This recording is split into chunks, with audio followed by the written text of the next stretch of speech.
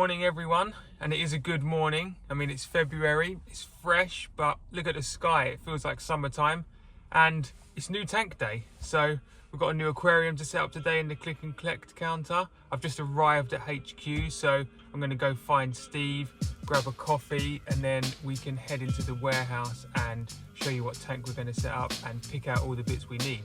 So let's do this.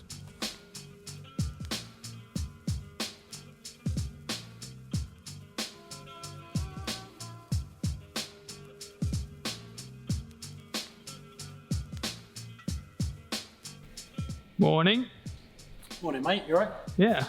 You're in early? Yeah, it's an exciting day. Got us to get an early start, right? Indeed. This is the tank, right? Yeah, it's good. So Nice Oase Styleline 85. So I guess we better get some Need to get all the bits together. some wood, some rock, work out what we're doing with filtration. But first, it's what? Definitely coffee time? Coffee time. So we've done aquarium builds before, and normally they're marine or reef tanks, but we wanted to revisit really where we all start as hobbyists, I guess, where we certainly started and some of you guys did, and that is with a small-ish, kind of not quite nano, but freshwater aquarium, and we've chosen the Oase Styleline 85, and it's nice just to take a trip down memory lane. And Yeah, they're a great little tank. Set up a little freshwater tank. Yeah, I mean, the good thing about this is you get pretty much everything you're going to need in the box with the aquarium. So it comes with filtration and lighting, heating, things like that. And they're just really well built. Yeah, and it's not an open top tank. So a lot of the fashion nowadays of aquariums is to have an open top. And with this having a lid, I think it makes it a little bit more accessible. So it really is one of those kind of beginner aquariums. So we're thinking that maybe we're going to use an external filter instead of the internal. That's a common upgrade with a freshwater aquarium. Because of the size of it, it's only 85 litres, so quite small. Whatever you can take out of the aquarium is a benefit, and get it looking something, you know, like in the image there. Yeah. So we're thinking, what, nature aquarium, something like that. Nice and planted, maybe some nostalgic fish, something that we had when we were younger. Yeah, we can think about that. But let's, I guess the first thing, if we're going to change the internal filter out for an external, we're lucky to be in our headquarters here, and we're in a warehouse, distribution warehouse. So let's head over to the shelf, find a suitable Oase external filter, and then we can start looking at things like Aquascape. Yeah. So external filter aisle. Put my coffee down. Oase. I mean, if it's an Oase aquarium, I guess we've got makes sense to stick with the brand if we can. Keep it Oase. We talked about what fish we're going to keep. We've talked about this off camera a little bit. We're thinking something like some dwarf cichlids, something from South America. I know that's very loose at the minute, but that's what we're thinking. So we probably need to be considerate of flow. You don't want too much flow. Yeah, exactly. So Oase do a couple of different external filters. They do the Filto Smart and the Biomaster. The Biomasters are a little bit bigger. They're kind of like the premium range, and then the Filto Smart are kind of their basic range, and they do everything from 60 litre filters all the way up to the 300s. Now the 100 makes sense because it's about an 85 litre tank, but as with a lot of freshwater tanks, you probably want to overfilter a little bit. I would say overfilter. And the other great thing that they do is all of their filters, they come in a thermo version as well. Yeah. So that means that you can hide, or you don't hide, you can put the heater within the filter. So you haven't got a heater in the aquarium. So again, yeah, I think maybe overfilter with a 200 with the thermo. Yeah, and I mean the Biomasters are adjustable. The Filto Smarts aren't, I don't think. But what we can probably do is we can probably put a tap on the outlet and just kind of restrict it a little bit. Let's start there at least. Like we said, we'll probably prefer to overfilter, so we'll try and just make sure it's not too much flow. So first bit in the shopping basket. Next, I'd like to get some nice lily pipes and stuff. We want the thermo one though, not the normal. Fair point. Thermo filter. And instead of the plastic pipes, we sell glass inlet and outlets, and we sell stainless steel. So I think that let's go and see. That's definitely another cool upgrade. Let's go and see what looks nice. Okay, so we're down the planted and aquascaping area of the warehouse, And an upgrade that we think that's really going to make a difference is to change out the pipework for either we do glass, but also stainless steel return and intake. And these stainless steel ones by Aquavitro are just really a nice upgrade, will look nice in the aquarium. So I think we definitely need to I think the 200s are like 16, 17-ish mil tubing, so they should be fine. So that'd be perfect. We'll obviously need to use the existing tubing that comes with the Oase tank, and you still do have this kind of like silicone tubing, but I'm assuming we're going to put a background on the tank. Yeah, if you put a background on, then we can hide that behind. And then all you'll see is this really slick kind of stainless steel inlet and outlet. And it just, I think it means that it doesn't detract from the aquascape. Yeah, and it's going to last forever, you know, it's stainless steel, there's no way you're going to have an issue with it. So it's definitely an upgrade that we need to go for. Okay, C-Chem stainless steel inlet and outlet. And while we're here, we may as well touch on that it is going to be a planted aquarium. Yeah. And at some point we may need to move to a CO2 system or some, some plant food. But at the moment, I think we're going to keep it as easy as possible and see how the growth goes. Yeah, at some point we do these really great little Tropica plant growth nano systems, and we could add these pressurized systems if we need to. But I mean, we spoke about it a minute ago. I think we're going to go nature eco, but it's probably going to be quite a hardy plant, easy to keep. Maybe Java ferns, Anubias, maybe some mosses and stuff. So we'll cross that bridge if we have to. So let's go grab some background and then onto the fun bit, aquascape stuff. Yeah, and we've got to cut the tubing. We've got to cut the tubing. So over in this section of the warehouse, we've got some wood, some aquascaping wood. We've got some aquascaping rocks that we can choose from. And I'll be honest with you, I knew this was coming.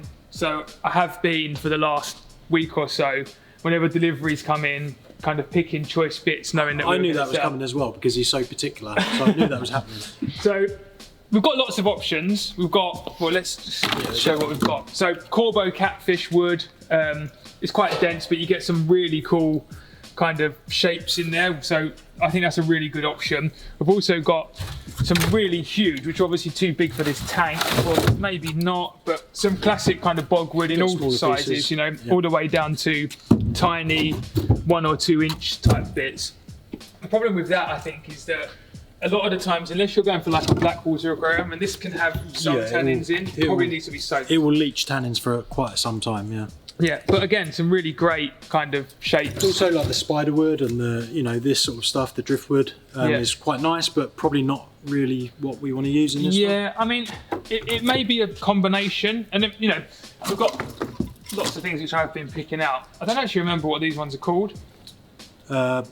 Twigs? Twigs, something like that. It's not important, but they allow you to create really natural kind of root systems. And in terms of what I'd picked out, this is a bit of Corbo root.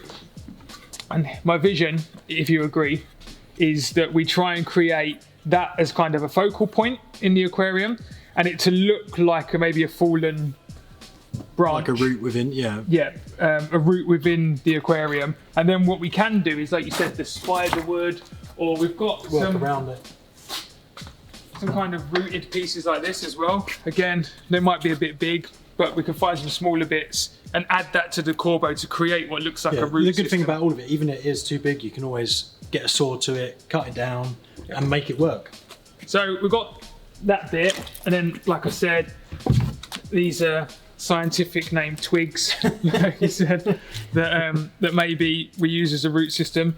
And then in terms of rock, I mean, we've got lots of rocks over here. Yeah, what are we thinking rock then? So we've got things like grey pillar rock. I think that might look really nice as part of the bank side. Ocean rocks probably. These pebbles are really cool as well. Yeah, pebbles, especially if it's going to be like a river bank. And the same with this. We've got like this multi-layer type rock that could really be an option, but pebbles might make a lot of sense. I did put a few pebbles in the box before. Yeah, I think they always make a good scape, especially when you plant around them with wood as well. Yeah. I think it's always a good way. Fish always like them as well, like if you've got any catfish and things, they like to especially if you get algae growing on them. Exactly that. Yeah, this is cool. It's like a rainbow atlas stone. I'm not sure what you'd call that, but That could look really cool. I know these are a bit more brittle than the pebbles, so maybe we could even break some up to make them look like they're sort of melting into the bank. Okay, so let's put a few of these in the box, and we can always come back and pick a few more. But again, if you're doing this, if you're shopping online, then if you ever want to let us know what size aquarium you've got or exactly what you're looking for, we can always try and pick out the appropriate size or shape. And the twigs, we'll put a link in the description so we actually know what they are. Yeah, that's bad on our part, yeah. What we've also got here is Tropica plants. So we mentioned we're going to try and keep it relatively kind of low tech. But the great thing about these sealed Tropica plants is that they're all graded in terms of how easy they are to use or to grow. So they'll come with either a green or a traffic light system, basically, a green or an amber or a red system like that. And that will tell you just how difficult they need, whether they're going to need CO2, what kind of light they're going to need. So a colleague of ours has given us some Java fern on some bogwood that we've already got sitting in the fish room ready to go. But maybe we add a couple of extras, maybe some more like microsorums. Yeah, I mean the Java fern, you can't really go wrong for anyone who's starting out as well when you're planting an aquarium. Yeah, it grows so well, so it's always a good one to go for. And it creates really nice height in the back of the aquarium. So I think we'll grab a few of these. The same with maybe some Anubias if we're going to go with like the rocks. Obviously Anubias are epiphytes, I think it's called. So you grow these onto a surface like wood or rock, so they don't have to be planted as such. Yeah, they root on. So that's going to be very helpful for keeping it kind of low tech and easy growing. And maybe some mosses as well for on the bottoms of the root. Yeah, that's it. If you're going to go with something like the Corbo catfish wood, I mean, we've got some spiky taxiphyllum and some Barbieri. Yeah, that's good. I'm sorry, Latin names are not my thing, but they're both easy. They're both Tropica easy, so we could get some of those glued. We'll pick up some plant glue onto the rock while we're scaping. So I think they could be a good shot. So I guess we'll grab a few and see what works, right? And then substrate, I guess, is the. Well, I mean, that's going to tie it all together, what we decide, especially with the planting, whether we go for a plant soil or just a sand or a gravel. Yeah. Well, let's go take a look at the substrates, and then we'll at least have a starting point to start putting the scape together once we've got the tank built, and take it from there. So here we are down the substrate aisle in the warehouse. We've got lots of different ones to be able to pick from your planted soils and gravel and sands that are made specifically for planted aquariums. We've got like the eco-planted Carib Sea stuff, which is, you know, a lot of people do go for things like that. The Manado. But also gravels, sands. We've got a lot of the JBL stuff and the Volcano mix, which is really great for your planted aquariums. But what are you thinking? Well, I'm thinking we've talked a lot about keeping this low tech, so maybe the need for a deep layer of aquarium type soil is probably not needed. But we are going to try and create a riverbank style. So something like the Volcano mineral, which is basically almost like a crushed up lava rock, or even some bits of lava rock that we could use to build up a bank at the back of the aquarium. It will not only create depth, but it will also make it look like that tree trunk has fallen into the river. So something like that. And then if we're talking about dwarf cichlids, or species like that, or even just really trying to keep it a nature biotope-ish aquarium. I think some of these sands are really nice. Some of the sands could be really good, because that's probably, I mean, I haven't looked at video footage of certain parts of the world. I don't even know exactly what part of the world, but you've got to assume that parts of South America, Peru, Venezuela are going to have some kind of natural softish sand. So we do stuff like the Unipack do sands that are from certain parts of the world, so like Samoa, this Nyasa sand, so they're quite natural. Or what I do like the look of, and I think you would agree with this, Steve, something like you mentioned, these JBL like Zanzibars, they do one called a river. I mean, we've talked a lot about going for a riverbank, so you got to remember that a lot of these aquarium sands, when you're in a shop or you're ordering online, the picture you'll obviously try and get the best comparison that you can, but they always change once they're under bright LED lights of an aquarium. So I think what we should do is take one of each. Take some in and then see. And I understand that we're quite lucky to have the option to be able to do that. But if you're in an aquarium store or you're shopping online, always ask someone or call or email and try and get some images of these under the kind of lights that your tank's going to use. And you, especially when you're, trying to create a specific look, it's important to get it right. Yeah, well, there's nothing worse than putting a sand in there or gravel and then getting it scaped and not being happy with it. So you want to make sure you get the right one. So we'll take those. We'll take this ProScape volcano mineral. That will make sure you've got water flow through that big bank. Make sure the roots are getting the oxygen and things that it needs to be able to grow. Yep. So that's a great thing. We'll take those. And we were saying maybe to put some of the tabs in as well. Yeah, so maybe if we haven't got soil, then we could maybe look at like root tabs, which would deliver some nutrients to the roots that we use of plants that are actually going to be rooting into the soil. We were also looking at some of these other botanicals, so we do sell catappa leaves and bark, and these are really cool, these little alder cones.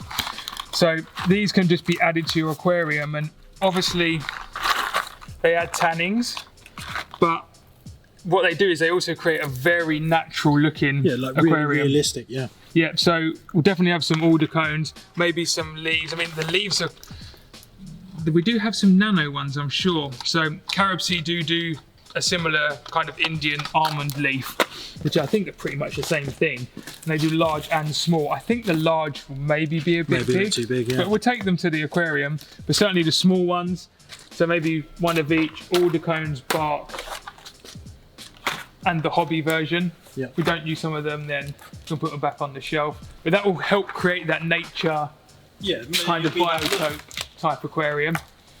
I think that's really it to start with. We'll grab the background, and I think what we do now is we probably need to get the cabinet built. So we'll cut to a time lapse, build the cabinet, and then we'll come back to setting up the scape in kind of a dry aquarium once the tank's on the stand. So let's go build the cabinet.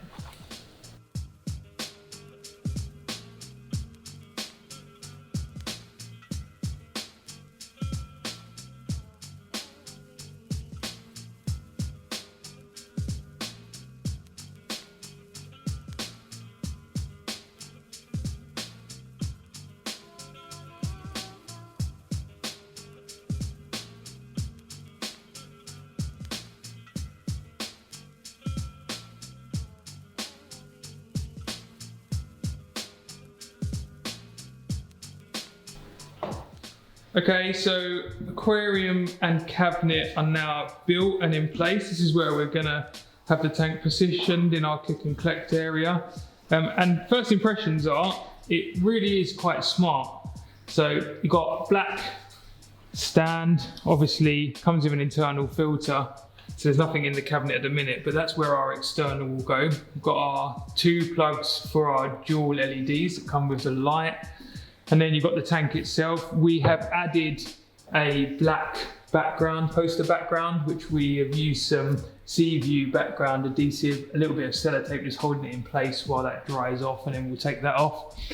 And it's got these really nice cover glasses on the top, all glass, and they hold the 2 LED light bars. And these units actually come, I don't know if you can see that, with 2 extra slots so that you can add an extra 2 LED bars that otherwise they sell separately if you wanted to. So if you're trying to grow some really light loving plants, then obviously you can add them. Excuse the smears, it's just where we've put the poster on the background.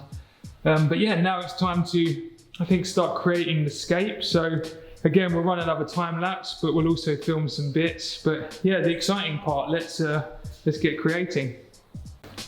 So we've got our bit of Corbo catfish wood that we picked out earlier. We've had to do a bit of trimming on the bottom to make sure that it fits and to ensure that it kind of sits at the right angle within the aquarium. But what we're thinking is something like that, and that will give it this kind of interesting shape with inside the branch as a focal point, and then making it look like it's maybe fallen into a riverbank, and then we'll build up this back corner and leave it more open swimming space here. So I think we'll get the back built up a little bit and maybe raise that up just a tiny bit more, and then get the substrate going.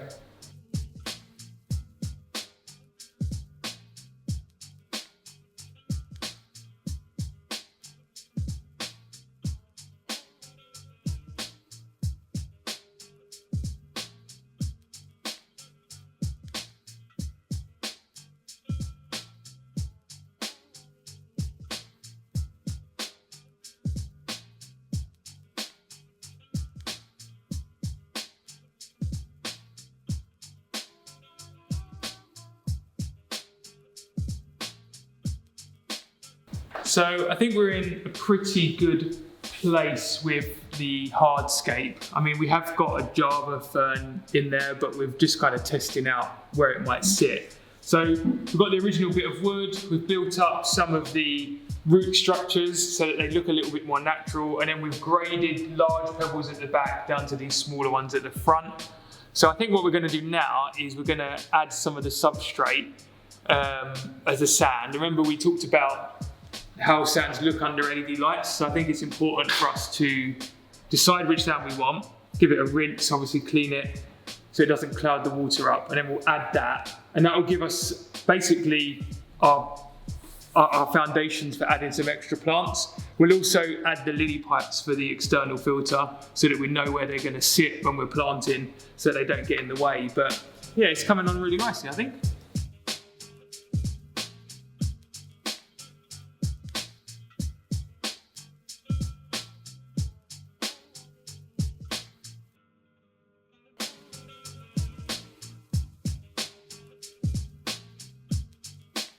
We've added some of the plants that we mentioned earlier that a colleague has given us that are already on bogwood, and actually it's filled the tank out quite a lot already.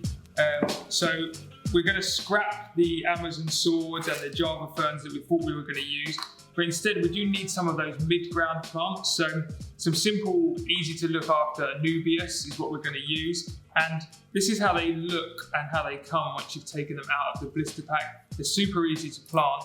Just take the pot off, take this wadding off. Sometimes it comes off easier than others, depending on how rooted they are. And once you've removed that, then if you need to, you can just rinse the last little bit of the wadding off. And then in the case of an Anubias, you can glue that to a rock or a piece of wood, and it will connect itself on, root on, and there you go. We've also got some taxophyllum, some spiky, and some kind of more of the standard type, which we're going to glue in patches over to some of the wood and rock to give a bit more of a natural feel. And then some salvinia, which is kind of like a floating surface plant. And hopefully that will create some dappled light effect and give it more of a natural look. So let's get going with the planting and then get the tank filled, and we'll see where we're at.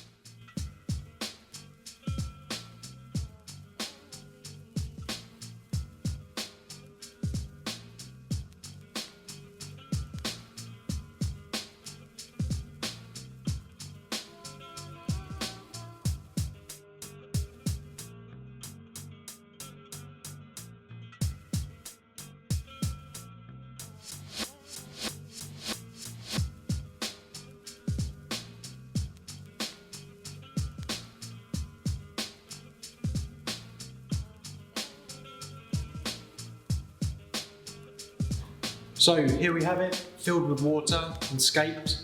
We're going to let it settle over the next day or two. The water to clear, and also for the scape itself, the wood filled with quite a lot of air, so it was trying to float. We've had to weigh it down with a couple of stones at the back there. Hopefully that will settle over the next couple of days. And we advise you, if you're going to be putting a big bit of wood in, to soak it maybe beforehand to make sure that doesn't happen. But we're as far as we can really get at the moment, and we'll come back in a couple of days and see how it is.